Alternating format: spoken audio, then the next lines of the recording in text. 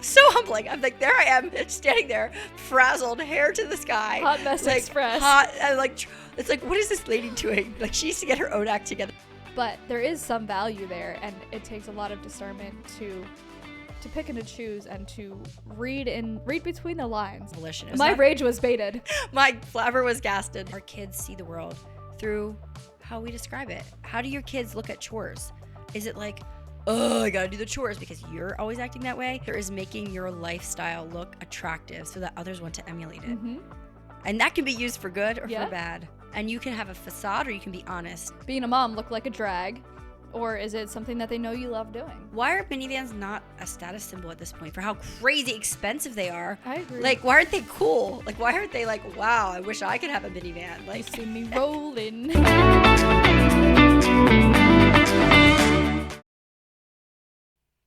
You know how sometimes when life is just clicking along and it's just going a little too good? Yeah. Doesn't happen too often for me, I'll tell you that much. But anyway, I guess that's what was happening in my life that day. I don't know, but I decided, well, it all started this way. So Ivani left her water bottle at home instead of taking it on the bus with her. And I felt kind of bad. I'm like, it's not her lunch. If it was her lunch, I definitely would have took it in. It was her water bottle. So I kind of went back and forth a couple times. I'm like, oh, but I hate drinking fountain water. Anyway, I was like, you know what? I'm going to take her water bottle in, and I'm going to bring the teachers coffee. So we'll hit two birds with one stone today. There you go. Love to get out of the house. Why not? Fletcher and Vonnie were both at school that day. You know, I'll give the teachers their coffee. I like to take coffees into the teachers once a month. I just like to be inside. And you can learn a lot by observing your kids in school, like just even knowing what questions to ask and stuff like that. And I know that's not a common experience that people can like go in and observe the class or watch them at recess or something, but I enjoy it, like doing it once in a while. And so I was like, okay, gonna make these coffee drinks. So the baby went down for their nap. I have to make 4 iced lattes. I'm making them. And for some reason, I have this whole kit of to-go coffee cups, like the ones that you put an iced latte in with the lid that snaps on the top with the hole for the straw. The straws come along with it too and everything. And I was making them all. I had everything pretty ready to go. The cinnamon was sprinkled on top of the little cloud, and I was ready to wake the baby up from his nap, and I started putting these lids on, and the lids were not going on. Like, they were not snapping. Here, I don't know what happened. Some of them did not have the holes poked in the top, so you had to like stab them with a knife to make a hole. But then some of them were completely the wrong size. Like, I could not find ones that fit these cups. I'm like, oh, I must have used the wrong cups. I must have used like the cups from Walmart or something, not the ones that are compatible with the lids. Oh, well, it shouldn't really matter. I was like, I'll just stick the straws in, and the lids were not locked on super tight, but whatever. I'll just drive really carefully, which I did. I drove to school, 3-year-old and the baby in the back were all good. And I knew that it was going to be a windy day. I live and die by the weather app. Like, I always am preaching to people, you got to look at the weather app when you're planning your week and all this stuff, And it's some weird, I don't know what happened. My brain did not register what 50 mile per hour gusts meant. Oh, is that the day that... I'm pretty sure you could all guess where this story is going. Yeah. But anyway, I told this to my friends, and they were like feeling pretty bad for me. But so I get there, park in the parking lot, open is a boring word to describe, wrench the door open to get my body out of the vehicle, push the button on the side door to let my little 3-year-old get out. The door, automatically opens, and he comes out, and basically that's blown to his butt. It was like whipping gust of wind, like in a parking lot. There's no protection. I don't know. This wasn't enough for me to realize this was not going to work. No. Go around to the other side. Get the baby out of his car seat while like my dress is like up in my face. No, I was wearing a denim skirt, so nothing was blowing up there. But like it was just whipping wind. Like my hair was berserk. I don't know how I had it combed, but it was like all over the place, right? And I'm going into this like Mennonite school with hundreds of kids and tens and tens and tens of teachers, right? Or I think I'm going in. So I have the baby in one hand, a crying Miller, like basically flattened out on the thing. The baby he would cry if he could have got any air. He couldn't get any air. So he was just like shrieking silently. He was terrified. So before I even got to the coffees, I threw the kids both back into the van. Well, not the baby. I ran around to the driver's side. I put the baby in my lap. The 3-year-old jumped inside again, and I drove the van up around to the school door because I'm like, we can't get out. We can't even walk. Like, it's that vicious, right? I haven't even gotten to the coffees yet. So I pull up. I'm right there by the door. It's like, I would say a stone's throw away. Like, you toss a stone and there's the door. So a couple yards, The wind is still horrible, like howling. I didn't think about it that maybe if I would wait around, maybe the gust would stop. I just thought this is what it is. I'm like, dumb. Why did I even think to go outside at all like this? Anyway, so the baby was sitting on my lap as I like petered up to the door. And so I get out with the baby. He's like gasping for air. And I run inside and plop him down in the foyer with my 3-year-old. Oh, no, I can't get in because I have to push the button for the code. So until they let me in, they're like, oh, yeah, they see me. They unlock the door. I go in. I plop the baby on the foyer at the entryway there with my 3-year-old. And I go running back out again to shut all the van doors, turn the van off. And then I have to get these coffees in somehow. So I forgot the part where when we were back in the parking lot, a couple of the cup lids went flying as soon as I opened the door. Like they were gone because they weren't locked down, right? Oh, my word. I'm sorry. The story doesn't end. So I get these coffees out. I'm like holding them like this because I had recovered the lids. And so I'm holding everything like this. And I'm trying to go in. And I had a bag. I had, oh, no, I'm sorry. It was not the water bottles they forgot. It was their winter coats. And I'm like, it was supposed to be a warm day, but they need their winter coats. The reason they didn't have their winter coats in the morning was because they were playing in the mud with them the night before, and I washed them.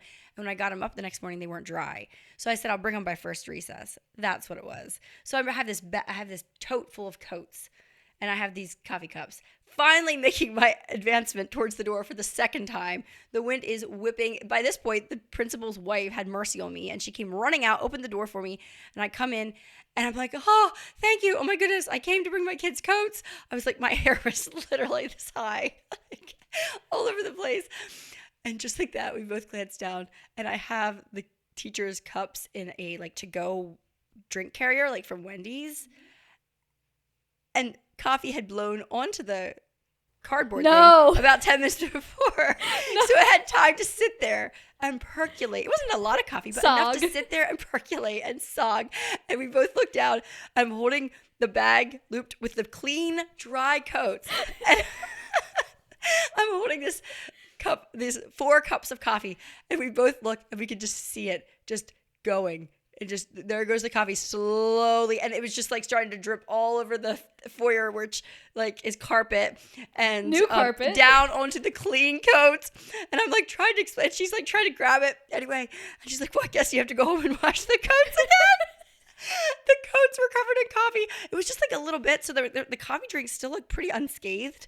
So I ended up giving them to the teachers. And I don't know if they were any the wiser, but thankfully, most of the coffee on my son's coat was on the shell. So I went to the bathroom and I scrubbed that up. Oh, by the way, my baby was screaming this whole time because I'd left him in the hallway to go back and grab the coffees. My sister's mom-in-law works at the school too. So she was like there and everything.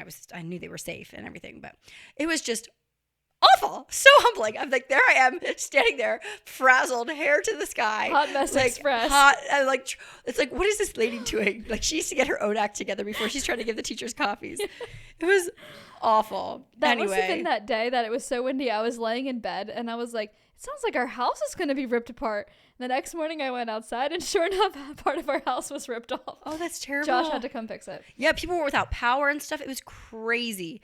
Anyway, so if you didn't listen to our last episode that went out about planning your projects ahead of time, thinking through the steps, that probably would have helped me out in this situation. I don't know. That's crazy. But anyway, I did clean the coats up best I could. Oh, wait, that's not even the worst part. So it was time for recess. And I was still there because I got everything I got way later there than I wanted to, and they went out for recess. Except they didn't go out for recess. They said, we're going to have recess in the gym today. Obviously, if you can't get from the car to the building without falling flat on your butt, it's too windy for the kids to play outside. Like, why was I so, like, vigilante about these coats? I don't know, but absolutely ridiculous. If I would have just made sure the coats were dry, all this could have been avoided. Yeah, for real. That's hilarious. I don't know. I was brought down a peg or two that day, for sure. That's a good story. So, yeah. Any news updates from you, Jayna? No, I think you've covered it. It's been windy around here. I think if you needed a weather report, there you go. Actually, today was a beautiful spring day. Sunny with a chance of 500-mile-per-hour gusts of wind. 50 mile per hour. I didn't know what that felt like. But well, now you do. Now I will always remember. Prices will be increasing at the VoetbergMusicAcademy.com in April, but if you join today with our code Homemaker20, you can lock in your lessons for less than $30 a month. Choose from one of our piano, fiddle, guitar, or ukulele courses and learn by yourself or as a family with Voetberg Music Academy's song-based by-ear method. The unique Voetberg method is an all-in-one platform to propel your child's musical education. From weekly instruction, performance opportunities, individualized live feedback, and community with thousands of other like-minded Christian families, Voetberg Music Academy makes learning music faster and easier than ever before. With by-ear training and song-based learning, students see immediate results, and what makes it even better, they can earn visual reminders of their hard work with the Voetberg Method's rank system that mails badges and rank pins right to your doorstep. Use our code Homemaker20 to get 20% off every month your family is enrolled and learn music in a way that sticks for a lifetime. Remember, if you sign up before the price increase, then you can lock in your membership for less than $30 a month. Oh my goodness. So today, before we get into our topic, should we discuss our little day brightener, spark of joy stuff? Yeah, what did I have? I have down paint swatches, which is so, like, what is she even saying? I don't know. There's something about going into a paint store, it's completely free, and just picking out paint swatches for some project you might have to paint or something you need. I don't know. I have been recently picking out paint for our laundry makeover. It's just so fun, and like it doesn't require any actual action, which is probably a problem. But yeah, just going into a paint store and just grabbing a couple samples, going home and trying to figure out which one works. I don't know. It's very fun. Or a new rug can really change a space up and just make you like smile every time you come down the steps in the morning and you see your new rug. But that costs money, of course. So my idea to give yourself a little dopamine rush is to spend time with a first grader. They are just truly delightful. Even better yet, if you can get your hands on a journal from a first grader. Like the first grade teacher at our school gives prompts every day, I think. And then they, like, if I was invisible, I would. And then they write what they would do. And it's just hilarious. The one kid was, if I was invisible, I would eat all the chips and Cheez-It boxes. He's gonna go raid the snack cupboard. I don't know. They're just so funny and just inspiring in a way. So I go spend time with a first grader. Brighten your day for sure. Yeah. I have a built-in kindergartner, so. Well, yeah. Yeah. Just little children, I think, they just have a way of, I don't know, putting everything into perspective. Welcome to the podcast, by the way. We're so glad you're here. If you would take the time to like this video, that would be really awesome. Or if you're listening to us on Spotify or Apple Podcasts, I think that's what it's called.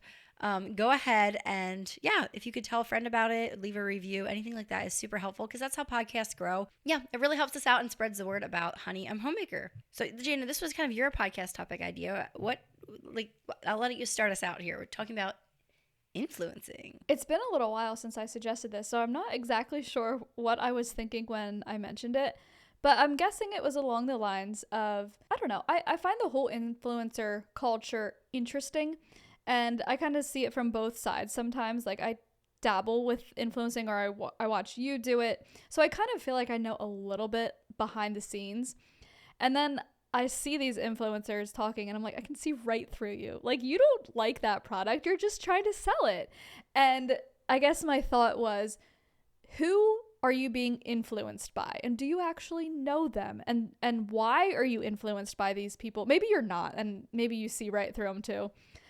But then again, sometimes when you allow yourself to be influenced, it can have really great results. So I think it really comes down to the actual person that's influencing you, and can you trust them? And also you being discerning and knowing how to pick what's good and leave what's bad. Like, I think there is value, a lot of value in influencer culture on social media, and you can learn a lot, and you can, I don't know, find a lot of good products that make your life better. But it takes so much discernment, because if you're just buying everything they're selling and telling you, obviously your life will not be better off. But there is some value there, and it takes a lot of discernment to pick and to choose and to read between the lines of what these people are telling you. And then we just kind of took it from there and thought, well, like, what if all these people are influencing us? We know that we're influencing people too in real life, like in real time. Our real acquaintances, they're also influencing us, and we're influencing them. And what does that look like on the day-to-day basis? And how do you discern all this information that's coming at you? Who do you trust? And there's a million different ways we could go with this influencer topic, and it's not going to be mostly not about social media influencing, but I think that's where I got the idea from. Yeah.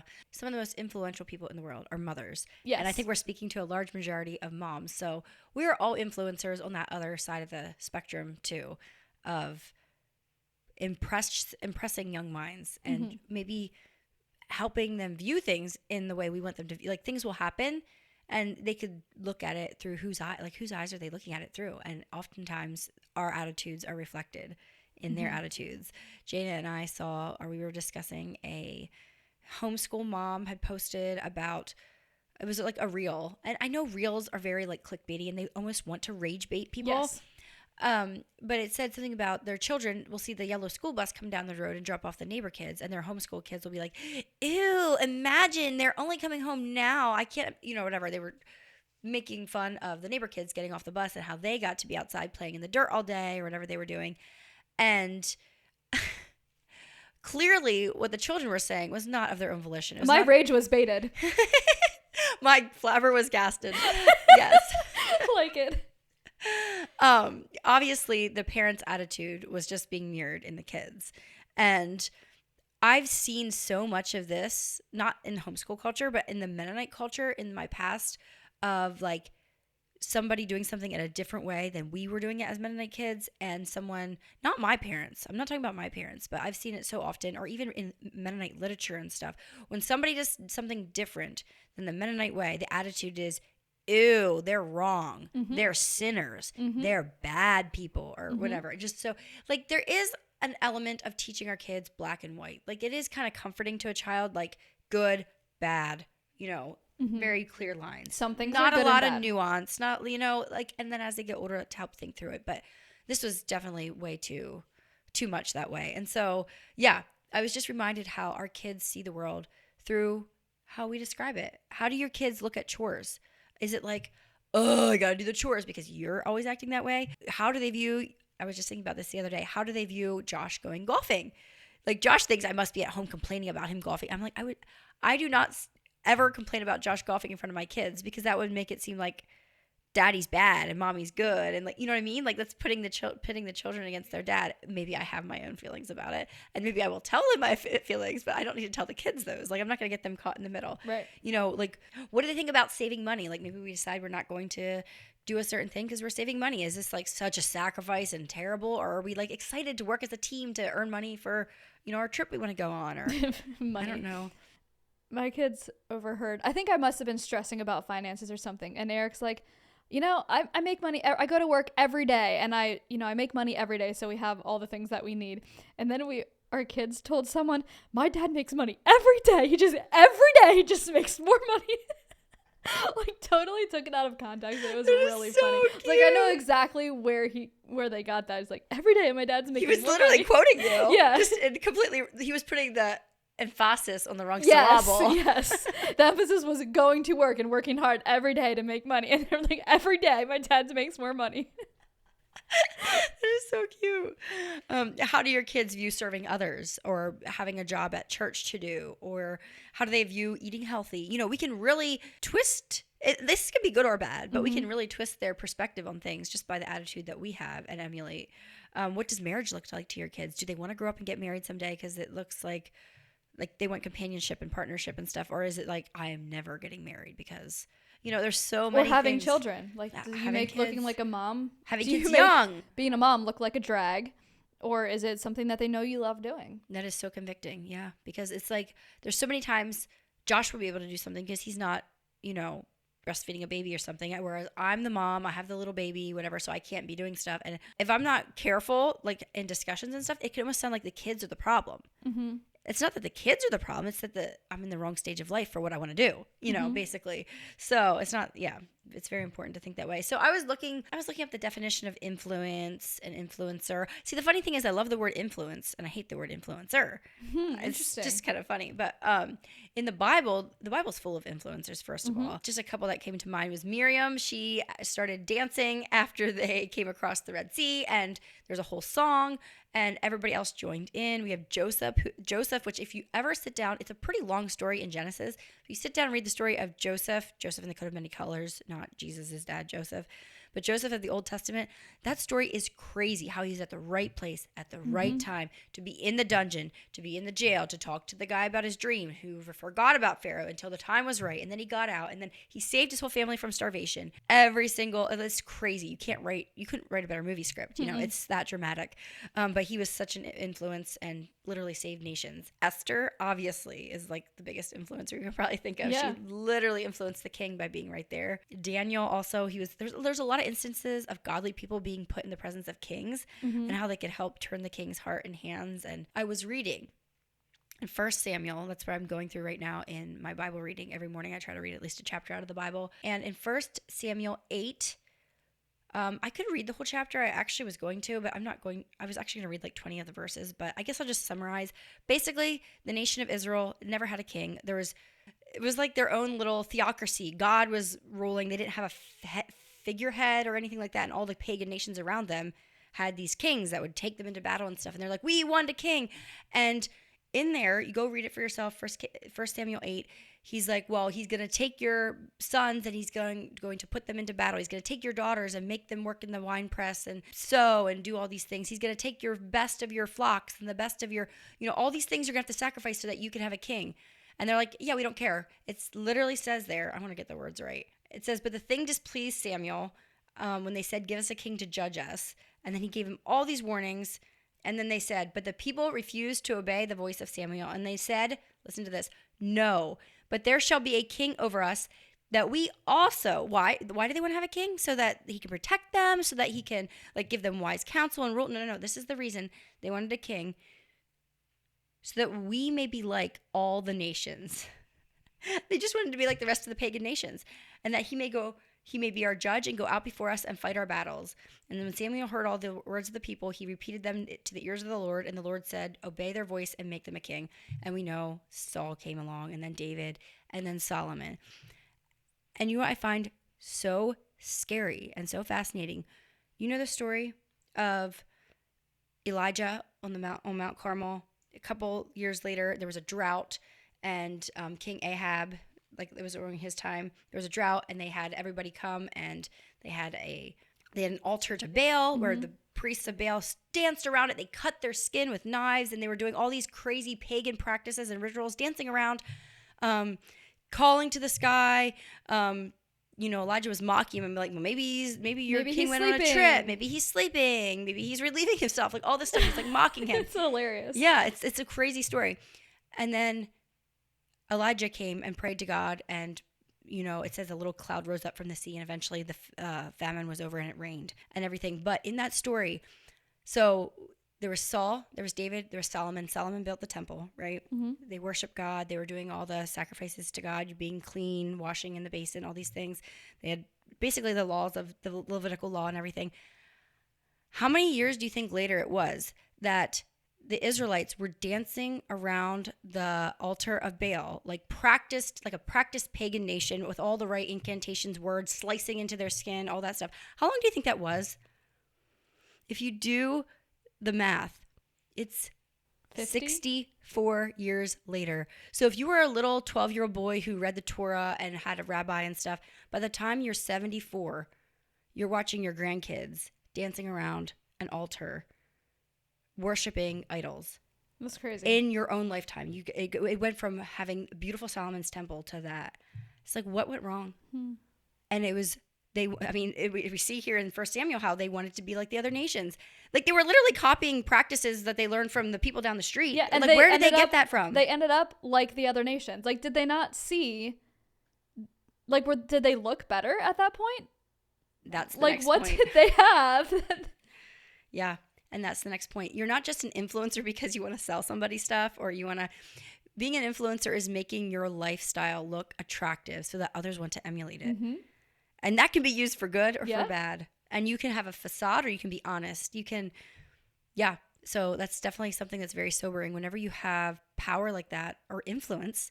Yeah. And you don't know who you're influencing all the time either. Because Eric always says one of the reasons that he thinks he's been thus far relatively successful in life and family and business is because he always had this mentality that he looked around him, and he says this often. He looked around and he saw that guy is where I want to be.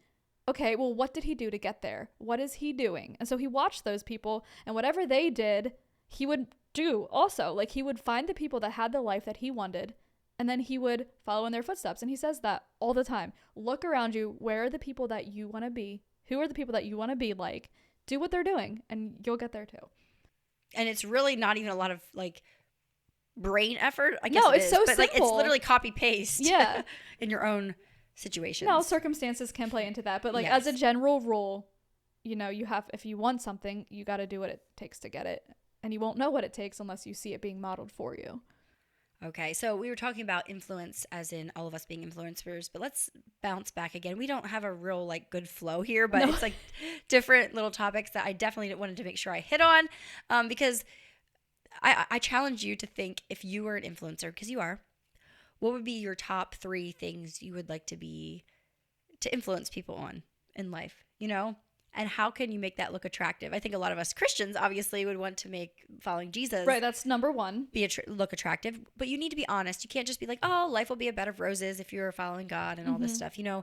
But that's one of them. Maybe, I mean, for me, one of them is I want to be an advocate for people getting up and getting dressed and combing their hair in the morning, just because you'll feel so much better. And it's worked so wonders for me. You know, some people are like really gung-ho on a certain product or supplement or whatever, you know? My goodness, yeah. But yeah, the key to getting other people on board is to show the attractive side of it. And so I want you guys to remember that when it comes to actual influencer culture. I think sometimes we act like we're just dumb little sheep who can't think for ourselves. Like, be smart. Nobody's making you buy anything. You know, that's how influencers make their bread and butter. I work very hard, but I don't work hard enough in the right areas to consider myself an influencer. I know I am. We all are. But like, I'll just share like a random like flashcards I'm using with my kids or this or that or whatever. I don't have like a system set up where I can share links all the time and stuff like that. I don't even pay for ManyChat right now or anything. I really should. So I'm not really making the smart business practices of being an actual influencer. That's not how I make my bread and butter anyway, really, by sharing links. But a lot of people do. And you have to remember they're getting a kickback from that. And just because they're sharing a product doesn't mean their life wasn't good before they had the product. They probably do like it. If they're sharing it, they hopefully do love it, because obviously if you buy it and hate it, then you're going to always think of them every time you see it that you wasted your money on it. But their life, they were just as happy probably before they had that product. You can be happy without it. You don't need it. Maybe you're in a saving season. Maybe you are in a splurgy season. I don't know. Like your position in life might not be exactly like theirs. And so you just can't compare and think you have to have everything that somebody else has. And maybe the answer is just not yet. Maybe if it's something you really, really want, maybe the answer is just not yet. You know, we're going to save for another year before we get it, or we're going to get one as a family and share it around or something. Not every purchase or not every influencer putting out a link is an attack on you that you need to have it, you know? Right. It's not all for you. No. Like, you might not have a need for it. We all have different problems in life, and we all solve those problems in different ways. Yeah, but then again, too, I think I have found a lot of good products that have greatly impacted my life in a positive way from social media influencing. So there is a balance, too. Like, sometimes people can be like, I would never buy that because an influencer told me to, and I'm just way too good for that. Well, sometimes maybe they do have a good idea, and it's worth taking a chance on. And I think discernment is the key to know when it's worth trying and when it's not. I often this is another little tip too. Often influencers will be shouting out a certain product and they do like it, but maybe it's the brand sent it to them. They tried it, they used it, they loved it. It's great. But maybe there's another brand out there that's doing the exact same thing for less money, or it doesn't hurt to look up reviews. I love the Consumer Reports. Like, I just bought my stick vacuum and I just went on there and looked what the highest rated stick vacuums that were cute. Yeah. I was like, I'm going to find a cute one that's also like highly rated. So funny. Anyway, I don't know, just something about pretty cleaning supplies, which I should have put that in our last episode. But yeah, having fun cleaning supplies makes cleaning so much more fun. One thing that is an instant turn to, I'm sorry, did the beginning of my sentence interrupt the middle of yours? I've never heard that quote before. Eric likes to say that. Anyway, if I didn't interrupt you, one thing that is a big turnoff for me is when I see like 6 different influencers spouting the same product. Like, that brand had a promotion or like whatever. They have the same ad agency, or I don't really understand quite how it works. But like, that is a big turnoff for me, because like, I know that they're promoting that product because they were told to, or because this is the time of month that this brand has influencer a budget or whatever. So if you do follow a number of influencers, be on the lookout for when they're all sharing the same thing all at once. It doesn't necessarily mean that they all just randomly found this great product organically and it just happens to be the great one. No, there's a budget behind it, and the brand is paying, they have a certain budget. It's all going out at the same time. So I don't know. That's one thing that I was like, yeah, okay. Just because an influencer likes a certain product doesn't mean they've tried 14 different stick vacuums. I'll just say stick vacuums because I'm not working with a stick vacuum right at the moment. But yeah, so maybe they didn't try all like 14 of them. So ratings and stuff can be really good to do, like look up and compare to something else. It doesn't mean that they're lying or that they didn't like the product. It just might be the only one that they've tried. Then there's certain like people that you go to for certain things that they've tested all the beauty products out there, and they do know it works. But do they have the same skin as you? Are they the same age as you? Do they have the same environmental challenges that you might have, or whatever?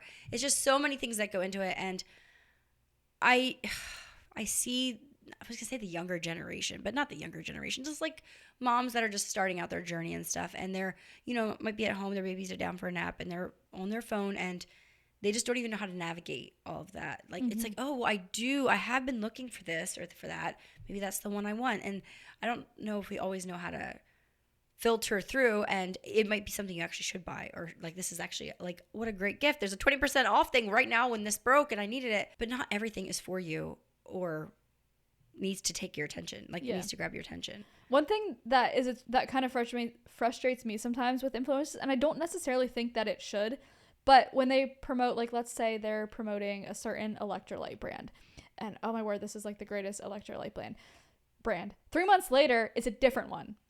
And this is the greatest one now. And then another 3 months later, it's a different one. Is that okay? Like, they never said, I'm signing up for like a lifetime commitment with this product and I'll never, ever, ever use another one. I'll never take money from another. They just kind of like moved on, and maybe they just got another one or had a partnership with another one. It's not necessarily that they're being deceitful or they're being manipulative or they're trying to scam you. It's just it's their job. They're paid to promote products, and so naturally, they work with one company, and then maybe the next one has a better deal, and they're gonna do that. It doesn't mean that they're doing something wrong, but it's something to be aware of. Like, they are getting paid to promote the product, and next month they're probably going to be promoting a different one, and it doesn't necessarily mean that they're doing something wrong. However, just know that they're doing a job for a paycheck. That always bothered me too. And like, I would always tell my brand rep, well, I can't talk about Dime yet because I talked about a different skincare company a year ago, and I want to give it more time or whatever. And she's like, yeah, that's fine, whatever. She never pushes me into taking anything I don't want to do. But I started realizing, even in my own life, I just get sick of stuff sometimes and want to move on to the next thing. That was and it's my kind of fun. I might have liked product A, but now I also like product B. When I think of that, I think of deodorant. Like, that's exactly. I had Native, and some people did not like how Native worked on them. I always loved Native. I thought it looked good. I did not. It worked good. It smelled good. I liked it, right? And I was like, oh, it doesn't hurt going on. It's like kind of whatever. And then I tried. I didn't even try it on purpose. A brand just sent me some stuff and I tried it, and I'm like, oh, I like this too. And whatever, I went on with my life. A year later, I got an opportunity to work with them, and I'm like, absolutely. But then I'm like, what if people remember that 2 years ago I worked with the other deodorant brand? And some people did. And so then actually I was able to say, well, I like this one for different reasons than this one. Pros and cons, man. The product, like the price was better on the one. The other one had better like texture. The other one had better packaging. Like, it was like different stuff. And it's like, then I was able to speak more knowledgeably on it. It was actually really fun. And I was like, oh, so I don't have to be married to the same product for the rest of my life. But I also agree, when some people are hopping from thing to thing to thing, it's like, it doesn't mean anything anymore. Right. But that's what I was going to say too. I never buy the same brand of thing. Rarely do I buy the same brand of things twice. I like to switch it up. And so why do I expect influencers to be so brand loyal when I'm not brand loyal? I can care less about brands. So why do I expect them to be? And just because, like you said, doesn't mean you didn't like Native. You just also liked this other one too. Like, two things can be true. Yeah, exactly. Which I think our episode last week, was it sponsored by Wild? I think so. Yeah. Anyway, love Wild, by the way. Go back and I forget what the promo is. I like it too. Yeah, for sure. Is there a difference between being influenced and being inspired by someone? Like, what's the difference?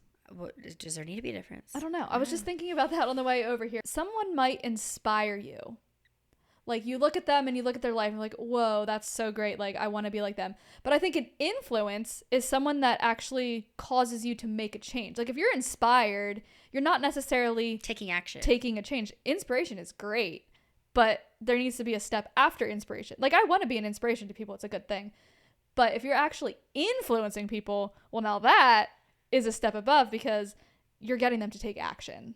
Yeah, it's a high honor and also like it's a serious thing. Like it's all fun and games to be inspiring, but when you're influencing, when there's money on the line, well, it's you're taking action, and that's an important step if you really want change. I know, and you don't always know in your life what good influences or bad influences you are leaving in your wake. I just remember I used to get DMs, I still do sometimes, about, you inspired me to go back to church again. And I'm like, wow. You influenced them to go back to church. Technically, I influenced. No, well, they didn't say that. They said inspired. Yeah. But yeah, technically, I influenced them to go back to church again and to give it another chance. And that is like, wow, that is a weighty thing. Like, that was a good thing I did. Yeah. You know, how many times do we accidentally maybe influence somebody in the wrong way? Or I don't know. It's just something to think about. Your life touches other people and it has ripple effects. And just remember the little things that you do that feel like they don't really have lots of consequences or impact. Maybe you're influencing and inspiring other people in a way you didn't even realize. Yeah. So we thought we'd end with a fun little segment of just, if we could get in our little soapbox and influence you to do some things, what would they be? I already mentioned my first one, which is getting dressed and combing your hair every morning, because that's how you are productive. That's how you feel just ready to go. It's putting on your armor for the day, really. Yeah, and you already mentioned my first one also, which is a stick vacuum. I had that written down before you even said that. Oh. But honestly, a stick vacuum changed my life. It took away, I don't know, just like even some of the mental effort of getting out the broom and then finding the dustpan. Like, now I just whip out my vacuum and it's ready to go and just and done. I'm vacuum like multiple times a day rather than sweeping the floor once a day or every other day. It just honestly changed my life. And you can get very inexpensive ones. Like, if you're not quite sure you like it, like maybe you don't have to spend $400 on a Dyson. You can get a more inexpensive one. Just see if you like the concept. Like, I am a huge, if I could influence you to do something in your home that will change your life on a daily basis, get a cordless stick vacuum. Another thing I'd like to influence you to do is to just go for it. Do that thing you've wanted to do and stop worrying about other people's opinions. Stop letting somebody potentially going to be making fun of you or talking behind your back. Or do you really care?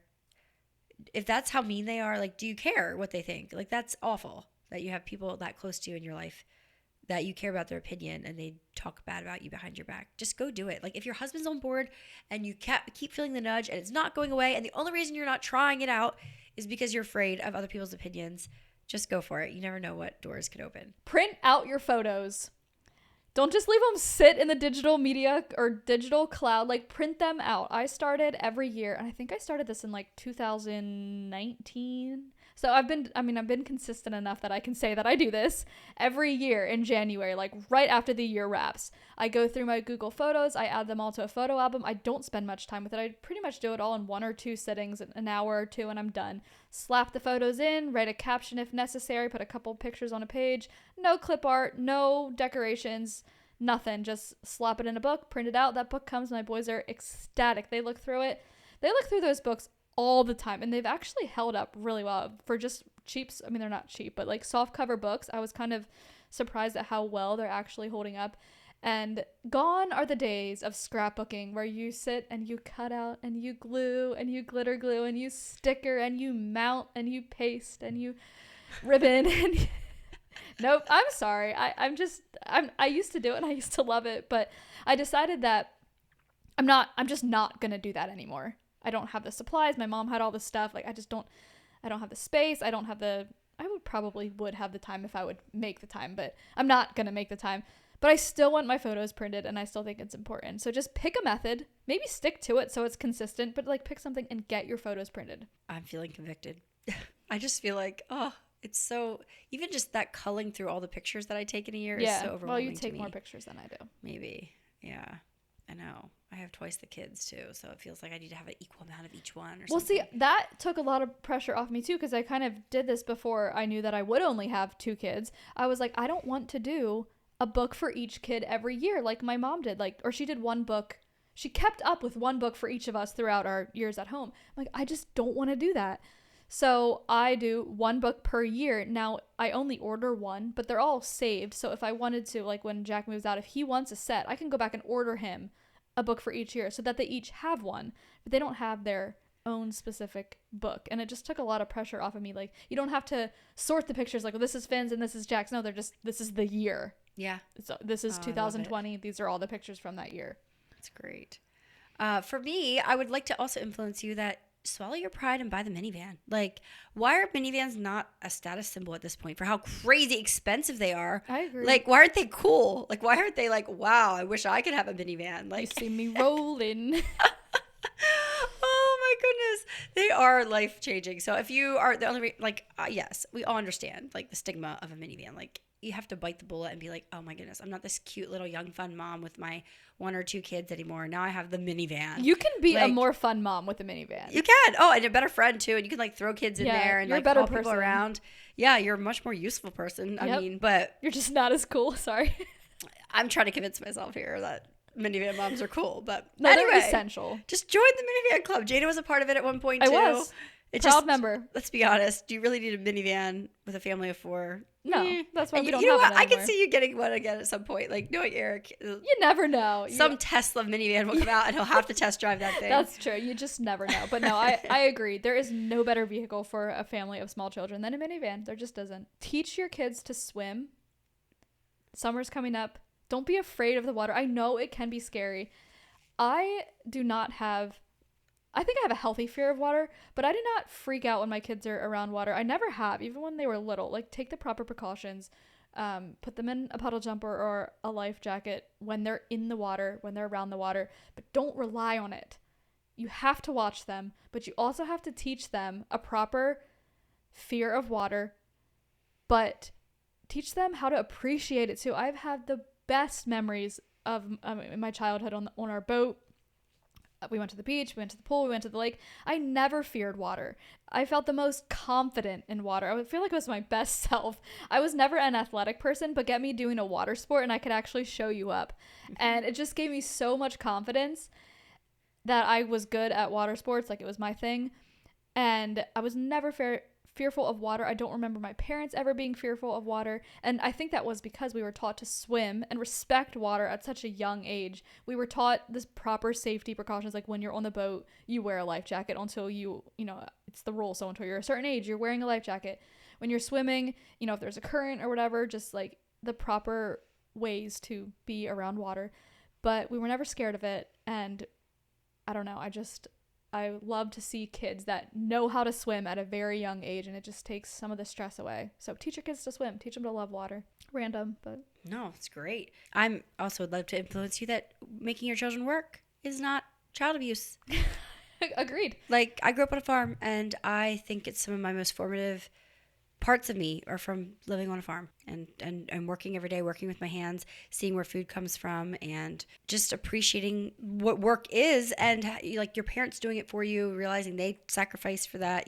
Sometimes I would wash my own vehicle, sometimes my dad would, whatever, back and forth. But yeah, teaching your kids life skills is something they're going to need someday anyway, and the sooner you can start it, the better. And it goes back to the whole influencing attitude again. Do your kids think chores are bad? Are you using them as punishments? Are you making chores fun or just like a team effort type of thing? You can totally frame it in a way that it gives them a sense of accomplishment too. I feel listen to me talking and it's just like a battle half the time, but you know what? I'm going to keep battling it. It's a battle I'm willing to fight because I want my kids to learn, it is a domestication battle and chores and stuff. The last thing I want to influence you on, you already also kind of stole some of my thunder, and that is to get involved in your kids' education. I don't mean homeschool. If you homeschool, that's great. You already are doing this to the degree, and I praise you. I laud you. You're the best. But if your kids go to school, whether it's public school or private school, get involved in whatever way you can. If you are invited into the school for, Parents' Day, whatever it is, take the opportunities that you're given. If they allow volunteers, sign up. If you can go on a field trip, sign up. I just think it's so important, and it's so rewarding too. Like, my best days are when I'm at school, and I love it so much, but there's also so much value in it. Like, you'll know your kids' friends. When they talk about Mitchell, you're going to know who that kid is. You can picture him. And they tell a story, you're like, yeah, that doesn't really sound like Mitchell. Or they say something, oh yeah, I can see that. And you know the teacher. You hear how the teacher interacts with the student. So if they say something that the teacher did or said, you kind of have a feel like, is this a time where I back up my kid, or is it a time where I back up the teacher? I mean, I usually always would recommend backing up the teacher, but you know, like, you'll know what's going on. If there's red flags, you're going to see them. Just get into the school, be a part of their world. I don't think you'll regret it. So yeah, what? Go forth, use your influence for and good. Be influenced. There you go. Use your influence for good. And thanks so much for being here. And we'll see you in the next one. Bye.